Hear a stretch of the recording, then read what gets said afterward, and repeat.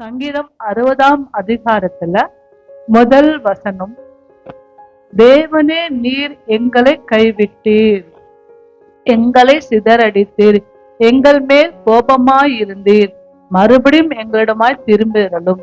தாவீது தேவனை நோக்கி சொல்றாரு, தேவனே நீங்க ஏன்பா என் மேல கோபமா இருக்கீங்க?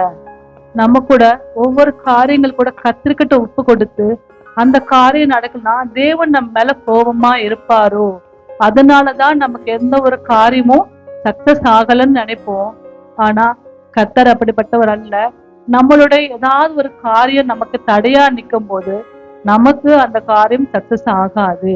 தாவீது, ஏன் ஆண்டவரே என் மேல நீங்க கைவிட்டீங்க, எங்களுடைய ஜனங்களை ஏன் சிதற அடிச்சீங்க, எங்கள் மேல் கோபமா இருக்கீங்க? தேவன் கோபமா இருந்தா நிச்சயமா நம்மளால ஒண்ணு. மனுஷன் சாதாரண மனுஷன் கோபப்பட்டா அவனுக்கு அவன் என்ன பேசுறான், என்ன நடந்து கொள்கிறான்னு அவனே அறிந்து கொள்ள முடியாத அளவுக்கு கோபம் பயங்கரமா வரும்.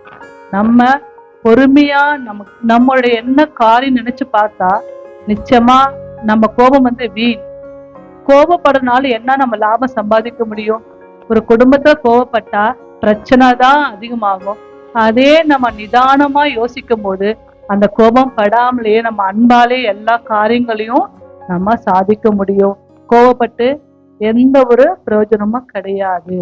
நம்ம வாழ்க்கையில ஆகட்டும், நம்ம எங்க இருந்தா கூட நம்ம கோபப்படாம அன்பா எல்லாவற்றையும், பிள்ளைகளாகட்டும் எந்த இடத்துலமாகட்டும் அன்பா இருந்தா நிச்சயமா அந்த காரியங்கள் நமக்கு ஜெயத்தை தரும். ஆண்டவரே மறுபடியும் எங்ககிட்ட எப்பப்பா திரும்பி வருவீங்க?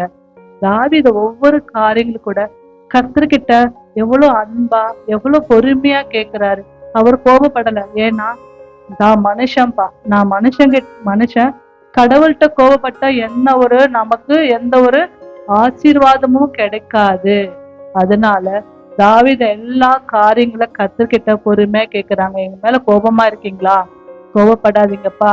என் கோபத்துக்கு, உங்க கோபத்துக்கு என்ன காரணம் சொல்லுங்க, நான் சரி பண்ணிக்கிறேன், அதுதான் நல்லது. மனுஷன் கூட சின்ன காரியம் தாங்க நமக்கு பெரிய ஆசீர்வாதத்தை இழந்து போகுது. அந்த ஆசீர்வாதத்துக்கு நம்ம என்ன செய்யணும்? நம்மளை நாமளே நிதானித்து பண்ணும்போது நிச்சயமா அந்த காரியங்கள் நமக்கு தேவன் சக்சஸா மாற்றுவார். அதே சங்கீதத்துல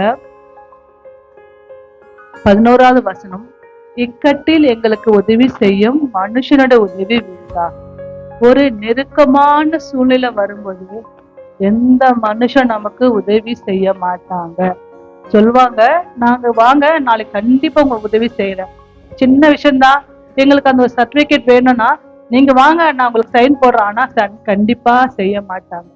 அந்த இடத்துல நம்ம கத்திர முன்ன வைக்கும் போது தேவன் எந்த ஒரு மனுஷனாவது நமக்கு உதவி செய்வார். மனுஷனுடைய உதவி விருதா. எல்லா விஷயத்துல கூட நம்ம குடும்பத்துல கூட எந்த மனுஷனும் நம்ம சொந்தக்காரங்க தான் நிற்போம், ஆனா நமக்கு உதவி செய்ய யோசிப்பாங்க. அதே மத்தவங்களுக்கு செய்வாங்க, நம்ம குடும்பத்துல உதவி செய்யறதுக்கு அவங்க பயங்கரமா யோசிப்பாங்க. அதான் மனுஷன். ஆனா தேவன் அப்படி இல்லை. எல்லாரையும் ஒரே மாதிரிதான் ஆண்டவர் பார்ப்பார். அதே லாஸ்ட் வசனம், தேவனாலே பராக்கிரமம் செய்வோம், அவரே எங்க சத்துருக்களை முடித்து போடுவார். தேவன் மட்டும்தான் நமக்கு துணையா இருக்காரு. அவரால் தான் நம்ம எல்லா காரியங்களும் சக்சஸ் பண்ண முடியும். ஆண்டவரே இந்த விஷயத்துல எனக்கு நீங்க துணை செய்யுங்கப்பா. எங்களோட குடும்பத்துல இந்த பிரச்சனையா, தேவன் கிட்ட போங்க. மனுஷங்கிட்ட ஆலோசனை கண்டிப்பா கேட்கவே கேட்காதீங்க. அந்த ஆலோசனை நமக்கு வீண். அவங்களுக்கு அட்வைஸ் பண்ணிட்டேன்னு அந்த ஆலோசனால நமக்கு தான் பிரச்சனை உண்டாகும்.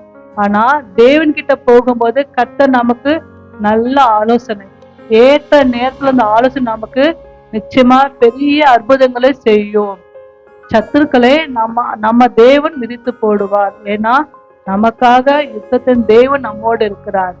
மனுஷன் வேணாம், பணம் வேணாம், ஒரு படைபலம் வேணாம், நமக்கு எதுவும் வேணாம், கர்த்தர் மட்டும் நமக்கு போதும். எல்லா காரியங்களும் கூட கர்த்தர் நம்மளை முன்ன வைக்கும் போது, தேவனை முன்ன வச்சா நம்ம தேவன் நமக்காக யாவையும் செய்து முடிப்பார். இந்த சங்கீத கூட கர்த்தர் ஆசீர்வதி